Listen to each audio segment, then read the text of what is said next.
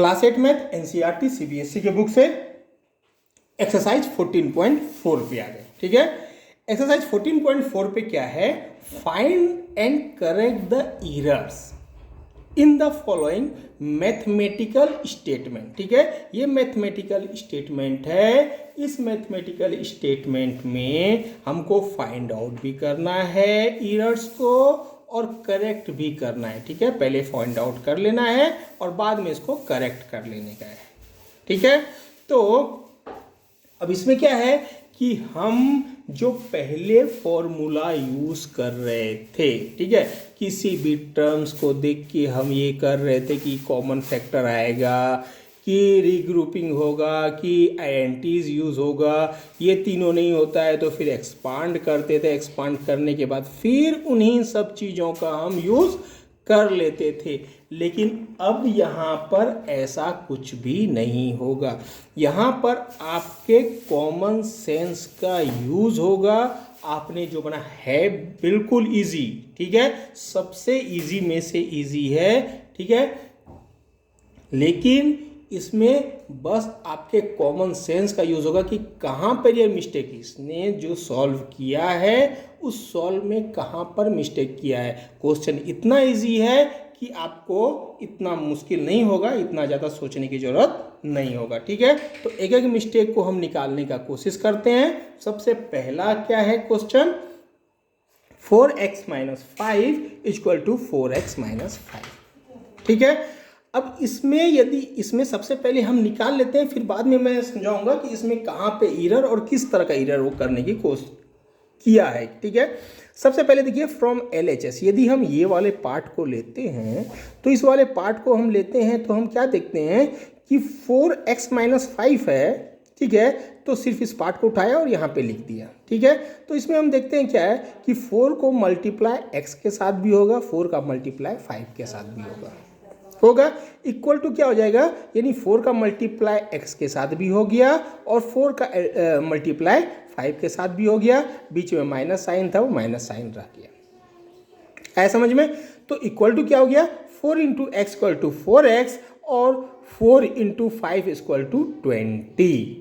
ठीक है, इसका मतलब क्या हुआ कि जो RHS में 5 है ये 5 नहीं होगा, यहाँ पर होगा क्या, 20 होगा। ठीक है, यहाँ पे क्या होगा, 20 होगा। तो अब इसने मिस्टेक किस तरह का किया है, क्या किया है इसने, यहाँ पे 4x - 5 को ब्रैकेट में ले लिया। ठीक है, तो 4x - 5 को जो ब्रैकेट में लिया तो ये x - 5 जो है वो एक फैक्टर पूरा का पूरा बन गया। ठीक है, इस फैक्टर में 2 टर्म्स हैं अंदर में, लेकिन ये 2 टर्म्स को एक साथ लेने के बाद ये एक फैक्टर और 4 एक फैक्टर बन गया। ठीक है, तो ये 2 फैक्टर बन गए, 2 फैक्टर बन गए। तो अब इस फैक्टर का जब इसके साथ मल्टीप्लाई होगा तो सभी टर्म्स के साथ मल्टीप्लाई होगा।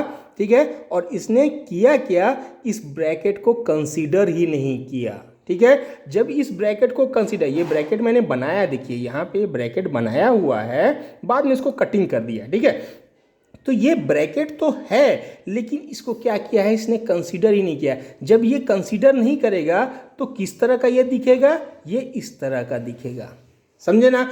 और जब ये इस तरह का दिखेगा तो निश्चित है 4 के साथ x सीधा मल्टीप्लाई में होगा, क्योंकि ब्रैकेट का इतना ज़्यादा महत्व है कि ये क्या है, पूरे के पूरे सिस्टम को, पूरे के पूरे जो सॉल्यूशन है उसको चेंज कर देता है। तो ये ब्रैकेट डालने के बाद ये दोनों के साथ मल्टीप्लाई, ब्रैकेट नहीं है, इसका मतलब साफ साफ दिख रहा है कि ये दोनों आपस में मल्टीप्लाई में है।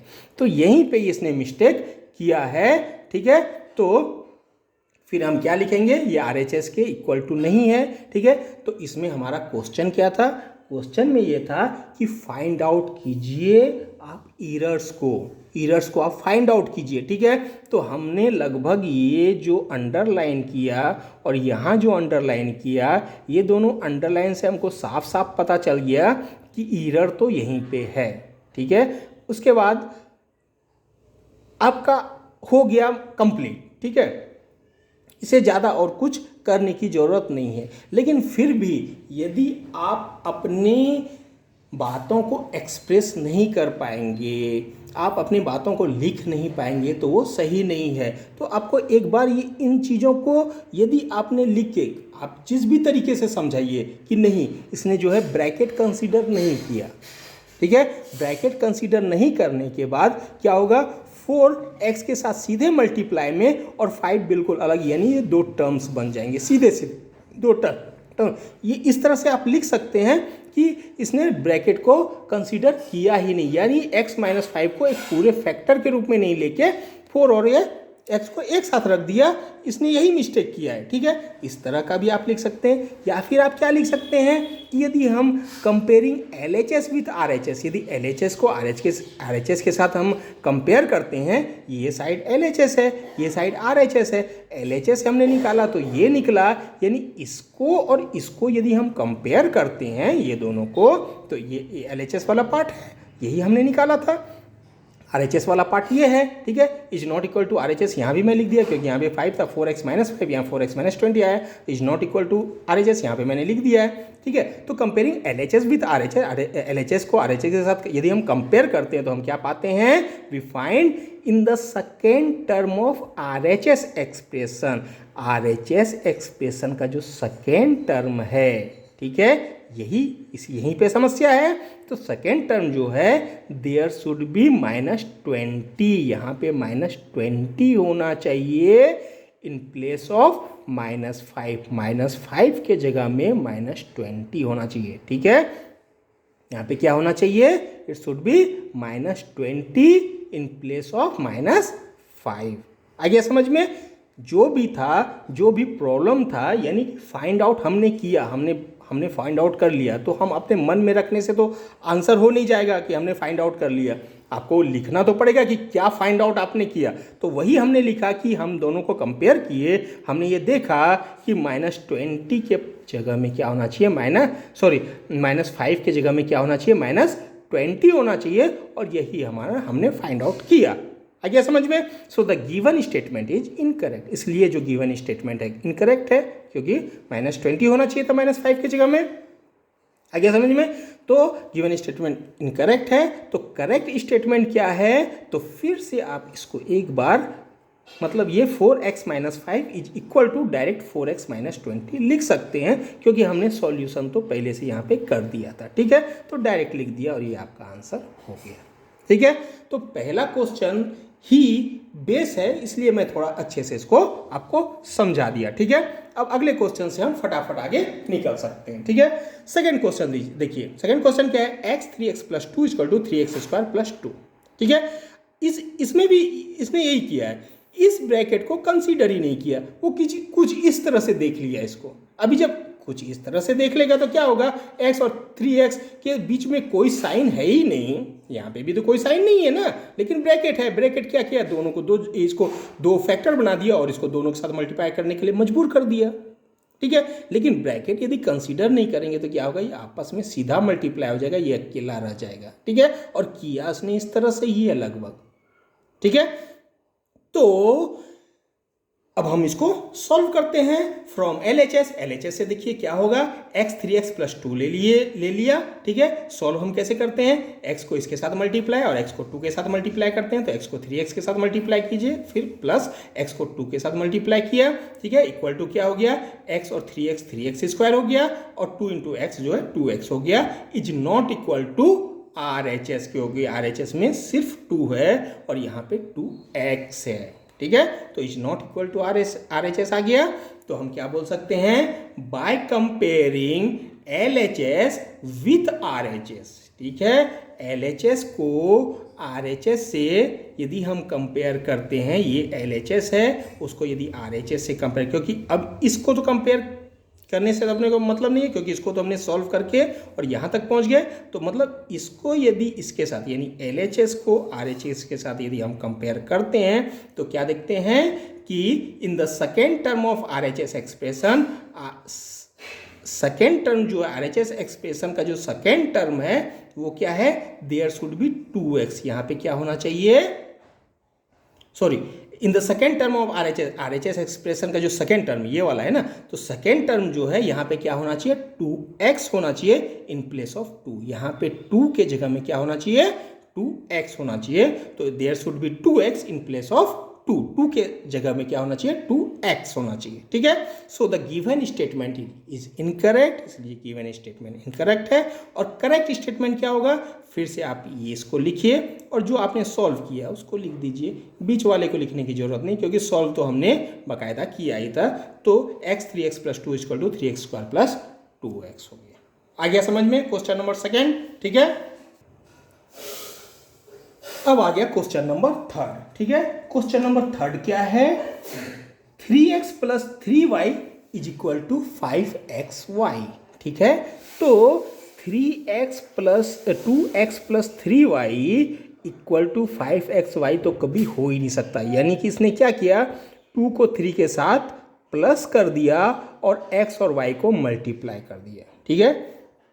ऐसा कभी होता नहीं है, x x के साथ ही प्लस होगा, y y के साथ ही प्लस होगा। यदि x के साथ कोई पावर में कुछ भी है, रेज़ टू द पावर में कुछ भी है, तो उतना ही पावर में अगले टर्म में भी होना चाहिए, तभी वो प्लस या माइनस होता है। क्योंकि प्लस और माइनस का रूल क्या हो जाता है, जैसे 2x + 3x है तो ये दोनों में x कॉमन आ जाता है, और अंदर में यदि दोनों में से x कॉमन आ गया तो 2 जो है यहाँ बच गया और 3 जो है यहाँ बच गया, तो 3 और 2 5 हो जाता है, ठीक है। वैसे ही दोनों में यदि स्क्वायर है तो स्क्वायर बाहर आ जाएगा और ये दोनों प्लस हो जाएगा, ठीक है। दोनों में यदि क्यूब है तो क्यूब बाहर आ जाएगा, ये प्लस हो जाएगा। लेकिन यहाँ पे 2 है और यहाँ पे 3 है, तो क्या होगा, क्यूब बाहर आएगा और यहाँ पे x बच जाएगा, तो भी ये प्लस नहीं हो सकता है, ठीक है। यानी इसके बहुत सारे रूल हैं, ठीक है। तो उसी रूल में से x का y के साथ में कभी भी प्लस नहीं हो सकता है, वो आप हमेशा याद रखिए। तो फ्रॉम LHS हम देखते हैं तो 2x + 3y = 2x + 3y, कुछ कर ही नहीं सकते, इसको कुछ कर ही नहीं सकते, तो is not equal to RHS, RHS के बराबर नहीं, क्योंकि RHS में क्या बोलता है, 5xy होगा, ठीक है। तो इक्वल टू नहीं है, ठीक है। तो अभी हम क्या देखते हैं कि bye comparing LHS with RHS, यदि RHS के साथ में LHS के साथ में यदि RHS, क्योंकि LHS ये है, ठीक है, सॉल्व किए तो आया तो वही, लेकिन फिर भी हम कंपेयर यहाँ से कर लेते हैं। तो LHS को RHS के साथ में यदि हम कंपेयर करते हैं तो वी फाइंड कि both terms of LHS expression can not be added और सिंप्लीफाइड, ओके। इसके जो दोनों टर्म्स हैं उन दोनों टर्म्स को ना तो ऐड नहीं किया जा सकता है या सिंप्लीफाई नहीं किया जा सकता है, ठीक है। ऐड या सिंप्लीफाई नहीं किया, या सीधा आप लिख सकते हैं कि ऐड नहीं किया है, क्योंकि x अलग है और y अलग है, तो इसको ऐड किया ही नहीं जा सकता है, ठीक है। तो सीधा हमने लिख दिया कि इसको ऐड नहीं किया जा सकता है, ठीक है। तो both term of LHS expression can not be added और सिंप्लीफाइड, इसको ऐड या सिंप्लीफाई नहीं किया जा सकता है। आ गया समझ में। तो क्या होगा, so in the RHS expression there should be 2x + 3y in place of 5xy, इसलिए RHS एक्सप्रेशन में क्या होगा, 5xy के प्लेस पे 2x + 3y होगा और कुछ दूसरा नहीं होगा, ठीक है। 5xy के प्लेस पे क्या होगा, 2x + 3y होगा, ये 5xy नहीं होगा। आ गया समझ में। So given statement is incorrect, correct statement will be 2x + 3y = 2x + 3y, क्योंकि इसको तो सॉल्व कर ही नहीं सकते, तो सीधा सीधा ये आ गया, ठीक है। क्वेश्चन नंबर थर्ड आपको समझ में आ गया होगा। अब क्वेश्चन नंबर फोर्थ पे आइए। फोर्थ क्वेश्चन क्या है, x + 2x + 3x = 5x, ठीक है। तो LHS में हम देखते हैं तो यहाँ x है, यहाँ भी x है और यहाँ भी x है, ठीक है। LHS हमने ले लिया, x + 2x + 3x ये हमने ले लिया, ठीक है। इसमें से क्या किया, x को कॉमन, तीनों में देखिए x कॉमन है, ठीक है। इसमें 1 है, इसमें 2 है, इसमें 3 है, कुछ नहीं है तो 1 है, यहाँ 2 है, यहाँ 3 है, तो x कॉमन निकाल लिया तो यहाँ बचेगा 1, ओके। यहाँ पे बचेगा 2 और यहाँ पे बचेगा 3, इसका मतलब 3 2 5 और 1 6 हो गया, और x और 6 यदि मल्टीप्लाई में है तो 6x हो जाएगा, ठीक है। इसको इक्वेशन नंबर 1 डाल दिए, ठीक है। RHS में देखते हैं तो वो है 5x, ठीक है। इक्वेशन नंबर 2 डाल दिया। ऐसा भी कर सकते हैं, वैसा भी कर सकते हैं, कोई प्रॉब्लम नहीं है, ठीक है। तो इसको इक्वेशन नंबर 2 डाल दिए। अब आप देखिए कि यहाँ पे LHS में वैल्यू आया 6x, ठीक है, RHS में वैल्यू आया 5x। इसका मतलब LHS RHS के इक्वल टू नहीं है, ठीक है। यदि आप 1 और 2 को देखें तो LHS RHS के इक्वल टू नहीं है, क्योंकि यहाँ 6x आया है, यहाँ 5x आया है। आ गया समझ में? तो इसमें एक्चुअल में क्या किया है, इसमें मैं आपको बताऊं, इसमें एक्चुअल में क्या किया है कि ये जो x है ना, x के साथ में वैल्यू एक 1 जो वैल्यू है हमेशा मल्टीप्लाई, किसी भी नंबर है, कोई भी वेरिएबल है, कोई कुछ भी है, उसके साथ 1 हमेशा मल्टीप्लाई में रहता है। इवन 0 भी है, 0 तो 0 के साथ 1 मल्टीप्लाई में हम मान सकते हैं, कोई फर्क नहीं पड़ता, क्योंकि 1 × 0 = 0, ठीक है। तो सभी के साथ 1 तो मल्टीप्लाई में हमेशा रहता ही है, ठीक है। तो यदि x के साथ में 1 मल्टीप्लाई में है, ठीक है, तो इसने क्या किया है, इसने इसको कंसीडर किया है कि नहीं x के साथ 0 मल्टीप्लाई में है, ठीक है। 0 मल्टीप्लाई में होगा तो समझिए यहाँ 0 हो जाएगा, 2 और 3 5 हो जाएगा और 5x हो जाएगा। आ गया समझ में? तो इसको 0 को कंसीडर किया है 0 मल्टीप्लाई, जबकि 0 मल्टीप्लाई में नहीं होता है, मल्टीप्लाई में 1 होता है। इसीलिए इसने 5x किया था और हमारा वैल्यू 6x। इसका एरर एक्चुअल में यहाँ था। आप इसको इस तरह से आप लिख सकते हैं, ठीक है, कि इसने कंसीडर जो है 0 किया, इसके वजह से ये हुआ है, ठीक है। तो अपने किसी कुछ भी आपको जो आपको क्वेश्चन दिया हुआ है फाइंड आउट करना है एरर को, तो फाइंड आउट यदि आपने किया तो वो आपने क्या फाइंड आउट किया उसको यदि आपको लिख सकते हैं, अपने एक्सप्रेशन को लिख सकते हैं, तो द बेस्ट होगा, ठीक है। तो ये जो मैंने लिखा, ये लिखने की ज़रूरत नहीं है, आप अपने हिसाब से कुछ अच्छा भी लिख सकते हैं, ठीक है, ठीक है।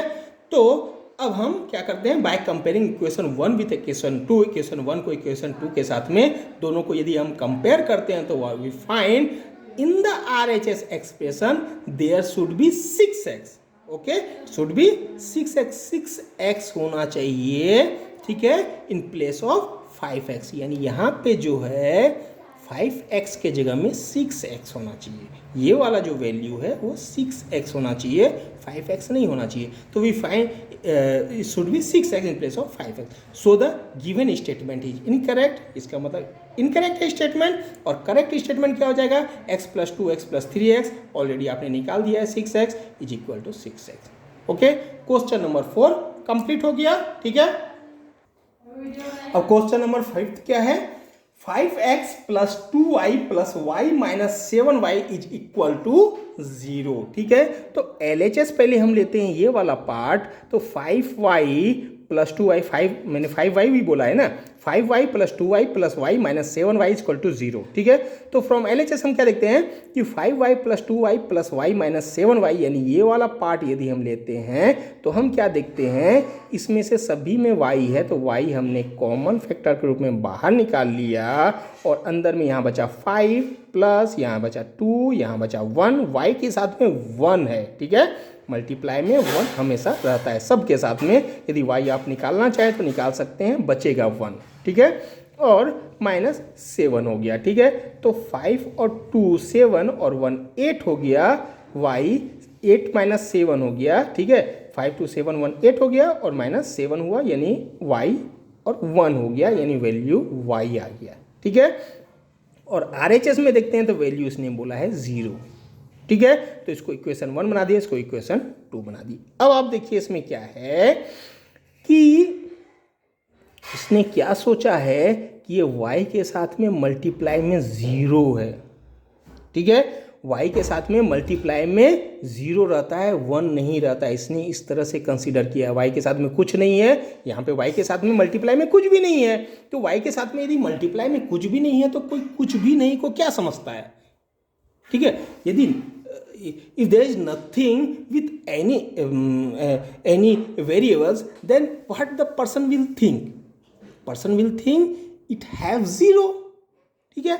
जब भी किसी भी किसी के साथ भी यदि कुछ भी नहीं है साथ में, यहाँ y के साथ में कोई भी नंबर कुछ भी नहीं है, तो इसका मतलब लोग क्या सोचेगा कि इसके साथ में ज़ीरो है, कुछ भी नहीं है मतलब ज़ीरो है। ठीक है, मतलब जो नेचुरल नंबर है या जो इंटीजर्स है, ठीक है, या जो होल नंबर है, ठीक है, इंटीजर्स मान लीजिए इंटीजर्स में सभी माइनस प्लस सभी आ जाता है, तो y के साथ में यदि कुछ भी कोई भी इंटीजर नहीं है, इसका मतलब कोई भी कुछ भी नहीं है को हमेशा आदमी ज़ीरो ही समझता है। ठीक है, जबकि y के साथ में कुछ भी नहीं है तो वो 1 है हमेशा उसके साथ में, इस बात को ध्यान रखिएगा। ठीक है, इसके साथ कुछ भी नहीं है मतलब 1 है इसके साथ में, तो इसने क्या कंसीडर किया, 0 है। तो यह 0 यदि ले लेंगे ना तो 5 और 2 7 हो जाएगा, प्लस में 7 और माइनस 7, ये 0 है, तो 5 to 7 और 0 7 हो जाएगा, 7 माइनस 7 यानी 0 हो जाएगा, 0 इंटू वाई इक्वल टू 0 हो जाएगा, यानी वैल्यू 0 आ जाएगा। लेकिन ऐसा होता नहीं है, y के साथ में होता है हमेशा 1, यानी किसी भी वेरिएबल के साथ में, किसी भी नंबर के साथ में 1 तो साथ में रहता ही है। ठीक है, तो यहीं पे इसका मिस्टेक, इस तरह से भी आप चाहे तो लिख सकते हैं। ठीक है, मैंने इस तरह से लिखा हुआ है LHS is not equal to RHS, आ गया समझ में, क्योंकि RHS में हमारा वैल्यू 0 आया जबकि LHS में वैल्यू y आया था। ठीक है, RHS में वैल्यू 0 है और जबकि हमारा LHS में वैल्यू y था, y आया था, तो y और 0 तो बराबर नहीं है। ठीक है, तो LHS is not equal to RHS। By तो हम क्या लिखेंगे, by comparing equation 1 and equation with equation 2 we find in the RHS expression, RHS expression में देयर शुड बी y, यहाँ पे क्या होना चाहिए, यहाँ पे y होना चाहिए, या यहाँ पे y होना चाहिए इन प्लेस ऑफ 0, यहाँ पे क्या होना चाहिए, y होना चाहिए 0 के जगह में, या यहाँ पे 0 के जगह में y होना चाहिए था। ठीक है, सो the given statement is incorrect, correct statement will be, वापस आप इन सब को लिख दीजिए, 5y + 2y + y - 7y is equal to, क्या हमारा वैल्यू आया था y, तो हम y लिख दिए। ठीक है, क्वेश्चन नंबर 5 कंप्लीट हो गया। ठीक है,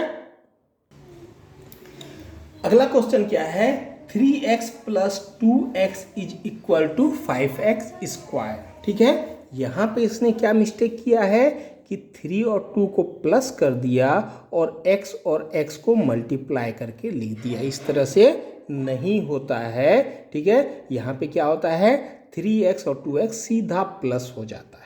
ठीक है, तो LHS हम देखते हैं तो 3x + 2x है इस पार्ट में, तो इसमें क्या होगा, x दोनों में है तो कॉमन निकल जाएगा, यहाँ 3 बचेगा, यहाँ 2 बचेगा, यानी x और 5 हुआ, 3 और 2 5 हो गया, यानी वैल्यू हमारा कितना हो गया, 5 × x = 5x हो गया। ठीक है, RHS में हम देखते हैं तो वैल्यू क्या है, 5x² है। ठीक है, RHS में वैल्यू 5x² है, तो हम देखते हैं कि ये 5x² किसी भी तरीके से 5x से मैच नहीं करता है, क्योंकि यहाँ x का पावर 2 है, यहाँ x का पावर 1 है, 5 तो सेम है लेकिन पावर का फर्क है। ठीक है, तो LHS RHS के बराबर नहीं है, तो कंपेयर करते हैं इक्वेशन 1 को, इसको इक्वेशन 1 डाल दिए, इसको इक्वेशन 2 डाल दिए, तो कंपेयर करते हैं इक्वेशन 1 को इक्वेशन 2 के साथ में, तो हम क्या फाइंड आउट करते हैं, in the RHS expression there should be 5x in place of 5x²। 5x² के जगह में क्या होना चाहिए था, हमने निकाला 5x, ये होना चाहिए था। ठीक है, तो 5x² की जगह में 5x होना चाहिए था। ठीक है, यदि आपको कुछ और समझ में अच्छा आता है तो वो भी आप लिख सकते हैं, इसमें कोई प्रॉब्लम नहीं है, क्योंकि फाइंड आउट करना है, फाइंड आउट आपने किया तो वो वर्ड आप यूज कर सकते हैं। ठीक है, तो इन place of 5x, so the given statement is incorrect, यानी गिवन कुल मिला के ये दोनों बराबर नहीं है, ये, ठीक है, ये इसके बराबर नहीं है, तो इसका मतलब क्या हुआ कि स्टेटमेंट इनकरेक्ट है, और correct statement will be 3x + 2x = हमने ऑलरेडी सॉल्व किया है, 5x होता है 5x हो जाएगा। ठीक है, क्वेश्चन नंबर 6 कंप्लीट हो गया, समझ में भी आप लोगों को आ गया होगा। ठीक है।